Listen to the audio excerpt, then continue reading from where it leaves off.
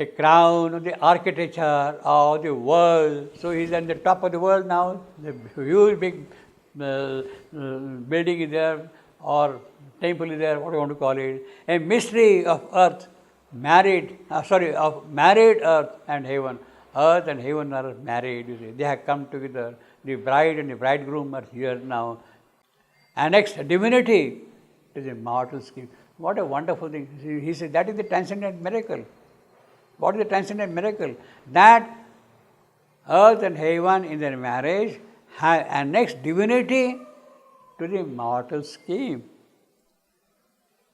The mortal scheme in the Mrityu Loka, in this world governed by death, it is now divine which is entering, annexed. It is still working. Yes, it is now becoming a part of the mortal scheme. And then it will, that is a big miracle, transcendent miracle, you see. After that, you see. A crown of the architecture of the world, a mystery of married earth and heaven. Married earth and heaven. This is again a kind of a common Vedic phrase.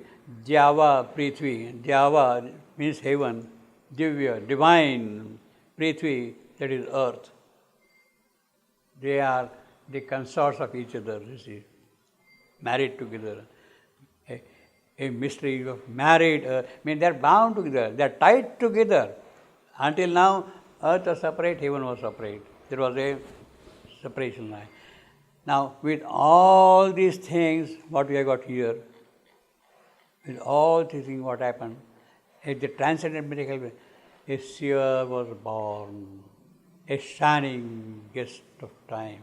So that is now the real beginning of Ashwapati's spiritual life. Seer was born, a shining guest of time. He is still a guest of time. See, again he says he is a guest of time. He is coming from somewhere else. But now that guest who has come here has become a seer here. Seer, Rishi, who sees Drishta, who sees things behind, the spiritual thing, the meaning of life and all that thing in the spiritual context.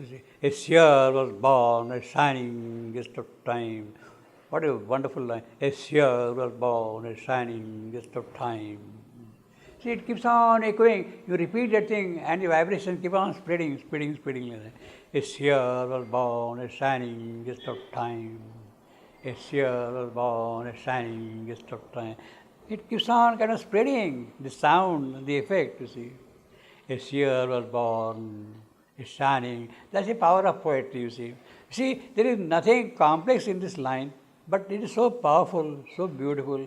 Now, this is a great birth. He was born. It is a great birth. Means Ashwapati has become seer. He has become a twice born being. Earlier he has taken the birth in nature. Now he has taken the birth in the spirit. He has taken the birth in the spirit. The phrase which is used for this thing is Dvija. Dvija means second birth, twice born. You had taken the physical birth, from the womb of the mother you have come out, and then when you have grown up, then you become a true being. And in the tradition, that is what is done. When a child grows to the age of 8 or so, then we perform what is called a thread ceremony. This thread ceremony means he is now newborn. He is ready now to go to the teacher's place and learn knowledge, get knowledge. See, the moment the child grows to the age of 8, then he is sent to the teacher's place. And then under the wings of the spiritual teacher, then the child grows, you see. That is the second birth, real birth, you see. The teacher takes care of it. Now that is how here a seer is born, you see. A seer was born, a shining guest of time. See, I mean, these words are so beautiful. A seer was born, a shining guest of time. If I say a seer was born, a lustrous guest of time, it wouldn't do. A lust, it wouldn't do. It wouldn't do. A lustrous guest of time, a glowing guest of time. These words wouldn't do. They convey the same sense. I can use lustrous, I can use glowing, splendid, or whatever it is, but they don't convey. The shining has a kind of magic in the rhythm here, in the place. More just. Shining is a more just. I can put any other word. A seer was born, a lustrous guest of time. A seer was born, a glowing guest of time. They won't do it all, you see. It has to be a seer was born, a shining guest of time. See the music, the way it goes, you see. Meter does not change, nothing will change. If I change shining to lustrous, etc., meter, everything remains exactly the same thing. See. So that is the more just. Shining, no other word, you see. That is the power of mantric poetry. It is irreplaceable, each word. And you can't have also a shining guest of time, a seer was born. You can't even have that. You can't even have that. A shining guest of time, a seer was born. You can't have that. You have to have the phrase exactly in this manner. A seer was born, a shining guest of time.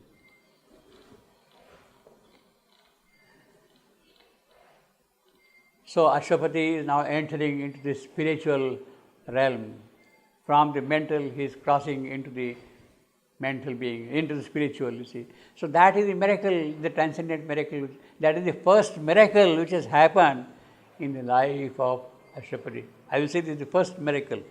First, he had drunk from the breast of the mother of the universe.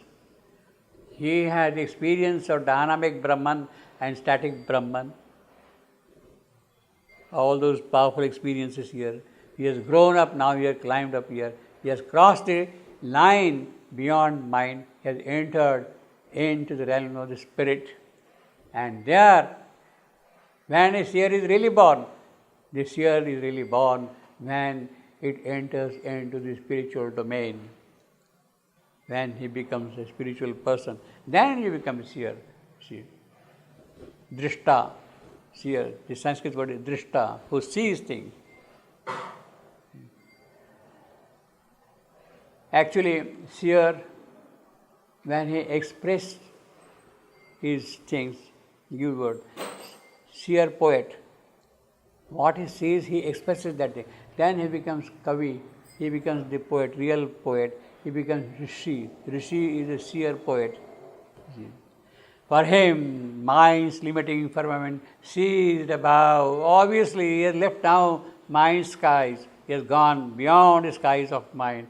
For him, mind's limiting firmament seized above. In the griffing photon to the night and day, a gap was rent in the all-concealing form. A conscious sense of being went rolling back. The landmass, the little person fell, and the island ego joined his continent, overpass of this world of rigid limiting form. Lies barriers open into the unknown. A new world of life is opening here. Lies barriers open into the unknown. Overpass was this world of rigid limiting form. Yes, that is what we have got. Sthula there, gross body. Ours is gross body, gross mind, gross vital, you see. All these things are now left behind. The island ego, yes, I am the surface person. That is also a body. Ego joined the continent. The landmass, the little person. These are the landmass, the little person. Ego and all that thing. They were all left behind. A gap was rent in the all-concealing wall. The conscious ends of being went rolling back to the consciousness. They were here, now they got rolling back. The conscious ends of being went rolling back. That is what happens the moment the seer is born. See, the moment the seer is born. For him, mind's limiting firmament is above, in the griffin forefront of the night and day. This is the most magical line you see in the whole description. In the griffin forefront of the night and day. Griffin, it is a mythological creature, a legendary creature with the body of a lion and the head of an eagle.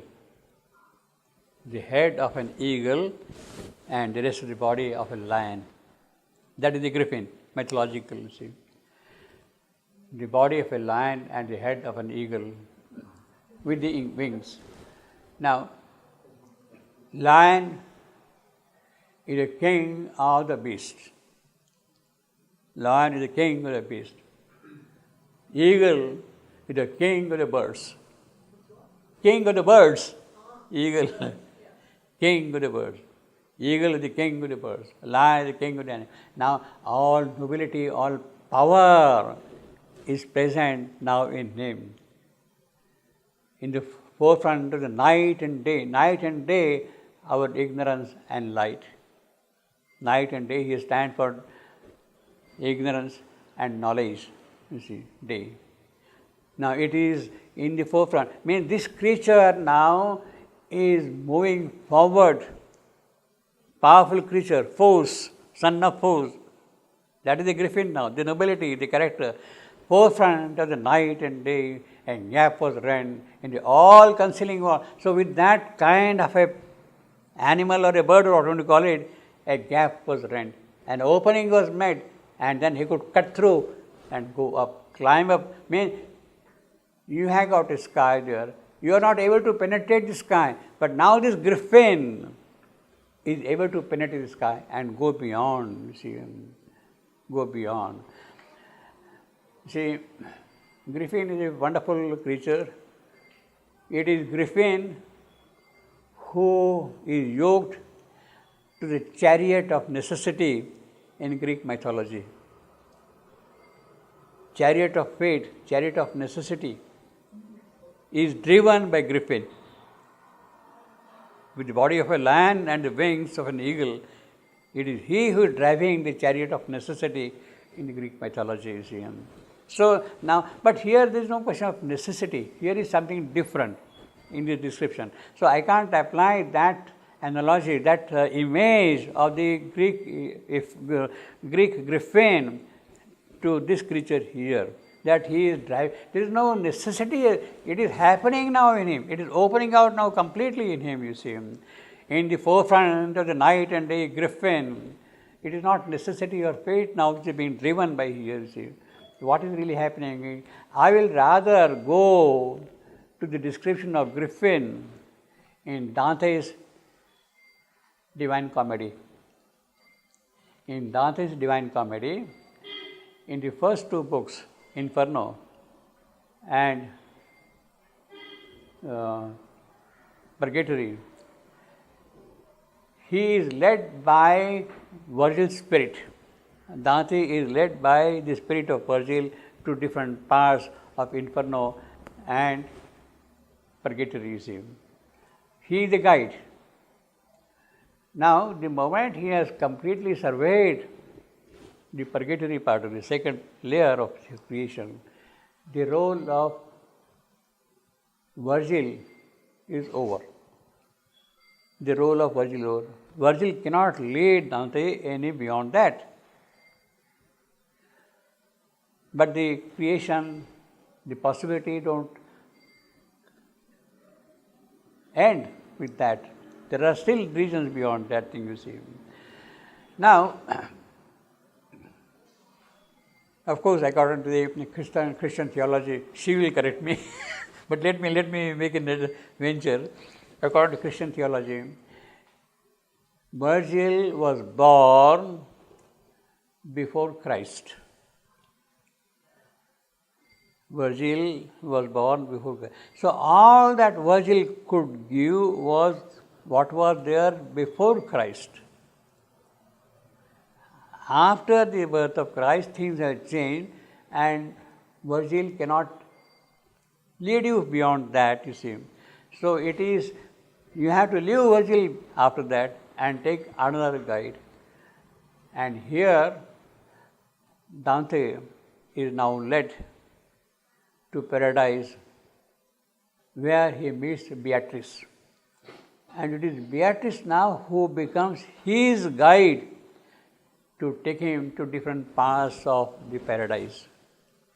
Beatrice is now the product of Christian contribution, and it is Beatrice now who is taking Dante into the regions of paradise, you see. Now, at that point, it is Griffin who is driving the chariot of Dante from purgatory to paradise, you see. That is the kind of a description which you have got there. And then he is in the hands of Beatrice, and Beatrice is taking care of him in every respect. Beyond that, you see.